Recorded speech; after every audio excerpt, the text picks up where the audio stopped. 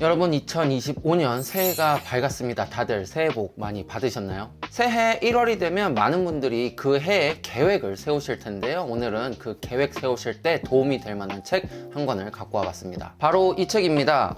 인생학교 세상 작은 실천으로 세상을 바꾸는 힘이라는 책인데요. 이 책은 나나 내 주변 혹은 더 큰 공동체를 변화시키고 싶은 사람들에게 어떤 가이드가 될 만한 책이에요. 오늘 영상 끝까지 보시면 작년보다 더 멋지고 값진 계획, 그리고 그거를 실천할 수 있는 힘, 그리고 용기를 얻으실 수 있으실 겁니다. 안녕하세요. 저는 부깅의 호스트 검은색달이고요. 여러분은 지금 채널 부깅을 시청하고 계십니다. 부깅.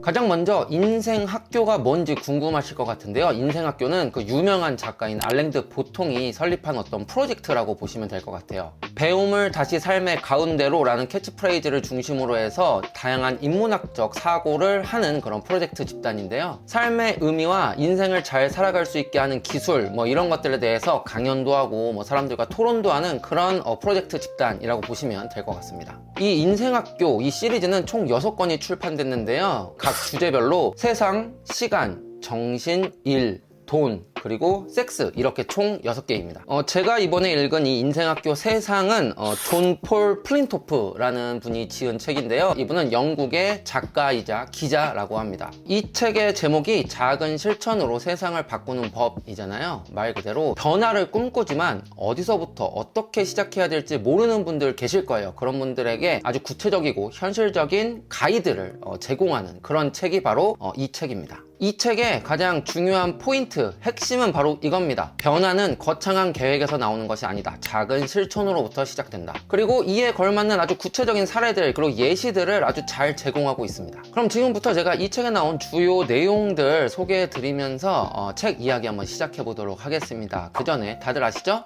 좋아요와 구독, 알림 설정 한 번씩 눌러주시면 정말 감사드리겠습니다. 눌러주셨으면 이제 바로 시작하겠습니다.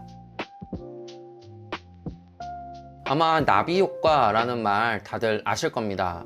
많이 들어보셨을 거고 예전에 영화로도 나왔던 것 같아요. 나비의 아주 작은 날갯짓이 지구 반대편에서 아주 커다란 태풍을 만들 수도 있다. 이런 것이 바로 나비 효과잖아요. 이 작은 나비의 날갯짓 같이 우리의 작은 행동, 작은 실천도 우리가 생각지도 못한 어마어마하게 큰 변화를 이끌어낼 수도 있다라고 이 책에서 주장을 합니다. 근데 사실 이게 아닌데, 그게 그렇게 쉽지 않은데 생각하실 것 같은데, 이 책에 나온 예시를 한번 들어보시면 생각이 조금 달라지실 것 같아요. 1955년 미국 엘레벤마주 몽고메리에서 있었던 일입니다. 당시만 해도 미국 남부에서 흑인은 이류 시민이었습니다. 백인에 비해서 어쩔 수 없이 차별을 받을 수밖에 없는 그런 상황이었죠. 그래서 그 당시에는 흑인들이 버스에 탔어요. 근데 자리가 있어서 앉아 있다가도 백인이 버스를 탑승하면은 일어나서 자리를 양보해야 했다고 합니다. 그날 버스에는 총 4명의 흑인이 타고 있었어요. 그리고 다음 정거장에서 백인들 여러 명이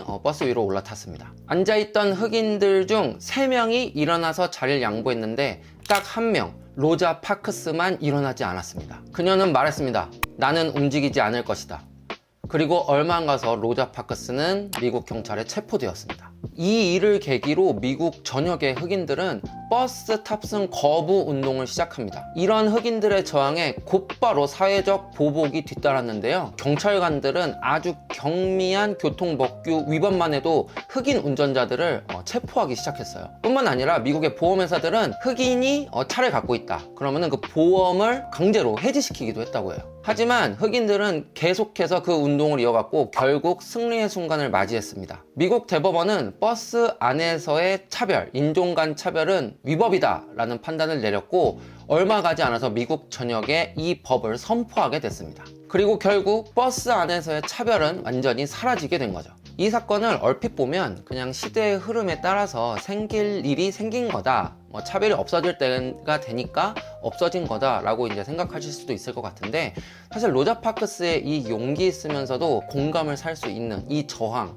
이 실천, 이 행동이 아니었으면은 이렇게까지 급진적으로 변화가 일어나진 않았을 거다라고 저는 생각을 합니다. 다시 말해서 이 로자 파크스의 그 행동이 나비 효과의 그 나비의 날개짓이 된 거죠. 그 날개짓이 수많은 사람들한테 어떤 영감을 준 게 아닌가 싶습니다. 생각해보면 많은 사람들이 위대하고 되게 공정하고 그리고 정의로운 지도자가 나타나서 우리를 올바른 방향으로 이끌어 줄 것이다 라고 생각하는 것 같은데, 그게 아닌 것 같다라는 생각이 저는 이 책을 읽으면서 좀 들었습니다. 동일한 생각을 가지고 그리고 올바른 방향을 공유하고 있는 사람들이 주인의식을 가지고 같은 방향을 향해서 조금씩 변화를 만들어 가려고 노력할 때, 그 아주 작은 힘들이 모였을 때 그때 커다란 변화가 일어나는 거지, 뭐 개인 한 명의 힘으로 세상이 변한다? 이거는 좀 아닌 것 같다는 생각이 많이 들었습니다. 로자 파크스처럼 여러분의 행동, 여러분의 노력이 많은 사람들의 공감을 사는 순간 그 변화의 중심에 바로 여러분이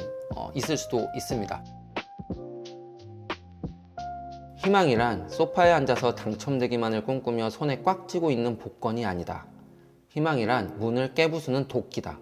희망은 행동을 필요로 한다. 우리가 어떤 계획을 세웠을 때 그 계획은 궁극적으로 아주 긍정적인 변화를 도모하는 그런 계획일 거예요. 근데 그런 계획은 레베카 솔릿의 말처럼 행동을 필요로 합니다. 근데 문제는 이 행동을 꾸준히 열심히 하기가 정말 어렵다는 겁니다. 이 세상에는 정말 유혹들이 너무 많아요. 저도 뭐 다이어트만 하려 그러면 그렇게 평생 먹고 싶지도 않았던 막 음식들, 과자 같은 거, 아이스크림 같은 게 막 먹고 싶고, 좀 책 좀 읽고 글 좀 써야겠다 싶으면 갑자기 막 디아블로가 막 업데이트 됐다 막 그런 소리도 들리고 해서 우리가 뿌리쳐야 될 유혹이 너무 많아서 정말 힘든 게 사실입니다. 작가는 이럴 때 모든 거를 극복할 수 있고 행동을 이어나가게 할 수 있는 힘을 니체의 말을 빌어서 이야기해 줍니다. 왜 살아야 하는지를 아는 사람은 그 어떤 상황도 견뎌낼 수 있다. 삶의 이유를 알고 행동의 의미를 알 수 있다면 그 어떤 고난도 극복해낼 수 있다. 바로 이런 이야기인데요. 작가는 여기서 니체가 말한 그 의미에 대해서 조금 더 구체적으로 설명하고 있습니다. 의미란 단순히 우리 묘비명으로 쓸 법한 장엄하고 궁극적인 목적만을 뜻하는 게 아니다. 그것은 우리가 마주치는 모든 상황 속에 고유하게 내재되어 있는 잠재적 의미를 뜻한다. 결국 어떤 원대한 이상이 아니라 우리가 현실 세계에서 행하고 있는 행동의 이유, 그게 바로 여기서 말하는 의미라고 할 수 있을 것 같습니다. 근데 이제 많은 분들이 행동을 하게 하는 것, 우리 행동의 원동력이 되어주는 것을 결과에 대한 기대라고 생각하시는 분들이 많은 것 같아요. 그래서 뭐 다이어트 할 때는 내가 원하는 몸매의 모델 이미지를 뭐 냉장고에 붙여놔라, 그리고 뭐 핸드폰 배경화면으로 해놔라, 뭐 이런 얘기 많이 하잖아요. 제가 이 책을 읽고 생각해 본 건 확실히 그런 결과에 대한 희망도 어떤 좋은 원동력이 되겠지만 의미가 더 큰 힘을 발휘할 수 있을 때가 있는 것 같아요. 뭐 살다 보면 그럴 때 있잖아요. 내가 이건 절대 용납하지 못해, 이런 부당함은 참을 수 없어 라고 해서 없던 용기가 막 나올 때가 있지 않습니까? 저는 이 책 읽으면서 그때 옛날 생각이 났던 게 제가 고등학교 때 일입니다. 매우 먼 옛날인데요. 그때는 야만의 시대라고 불릴 만한 그런 체벌들이 아주 질비했었는데, 아직도 생각납니다. 이제 고등학교 1학년 물리 시간인데 선생님 이름도 생각나요. 안모모 선생님인데 잘 지내시죠? 그게 있었어요. 물리 선생님이 이제 뭐 연필하면 연필을 다 들고, 그럼 자를 들고, 지우개 그럼 지우개를 다 들었어야 돼요. 그러니까 안 갖고 오면 이제 때렸어요, 선생님이. 근데 제가 그날 안 갖고 온 거야. 그래서 나오래. 나갔어요. 뺨을 이제 한 대 탁 맞았어요. 들어가. 그래서 들어왔죠. 근데 다시 나오래. 또 한 대 팍 때려. 들어가래. 들어왔죠. 다시 나오래요. 그러더니 말해주는 거야. 너는 선생님이 너의 잘못됨을 고쳐주기 위해서, 훈육하기 위해서 너를 때렸는데 그거에 대한 감사함을 표하지 않았다. 그러니 자기가 때리면 감사합니다라고 인사를 하고 들어가라는 거예요. 이 뭔 개소리야! 요즘 세대 분들은 믿기지 않겠지만 정말 이랬습니다. 기분이 너무 나쁜 거야. 이게 감사할 일인가 싶은 거예요. 뺨 따고 맞는 게 학교에서. 그래서 인사 안 했습니다. 들어갔어요. 또 나오래. 그렇게 5대인가 맞으니까 선생님도 이제 빡이 치는 거죠. 그래서 선생님도 갑자기 이제 시계 풀고 팔 걷더니 그래 한번 해보자 해서 나와. 더 세게 팍 때리는 거야. 그렇게 해서 계속 맞았어요. 결국 결과는 어떻게 됐냐? 이제 울면서 죄송하다고 하고 들어왔습니다.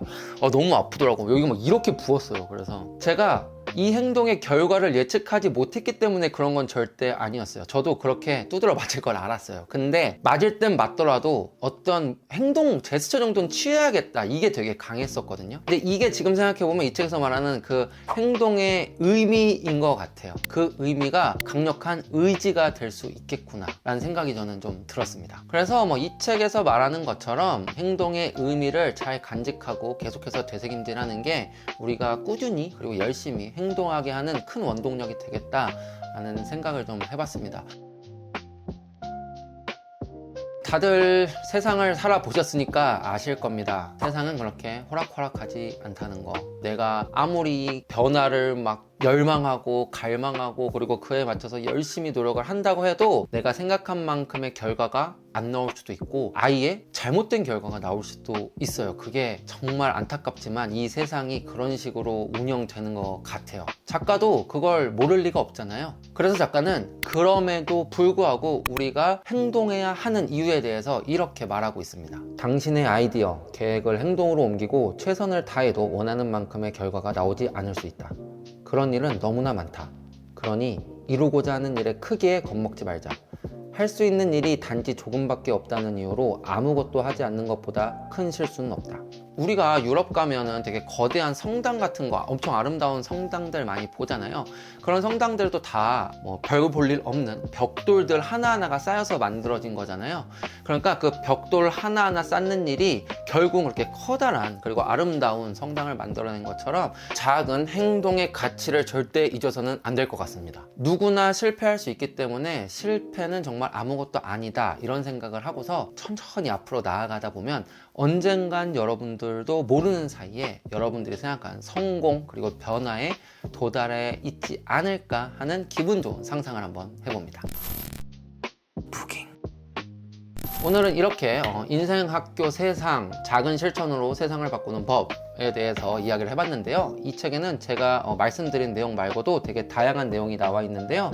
변화를 위한 구체적인 전략, 변화를 위해 주변을 활용하는 방법 등 변화를 꿈꾸는 사람들에겐 아주 도움이 될 만한 내용이 잔뜩 들어 있습니다. 만약에 자신이 어떤 거대한 변화를 꿈꾸고 있거나 아니면 좀 원대한 꿈을 갖고 계시다면 이 책이 여러분들에게 아주 좋은 친구가 되어줄 것이라고 저는 생각을 합니다. 저는 그럼 다음에 더 좋은 영상으로 돌아오겠습니다. 그때까지 안녕히 계십시오.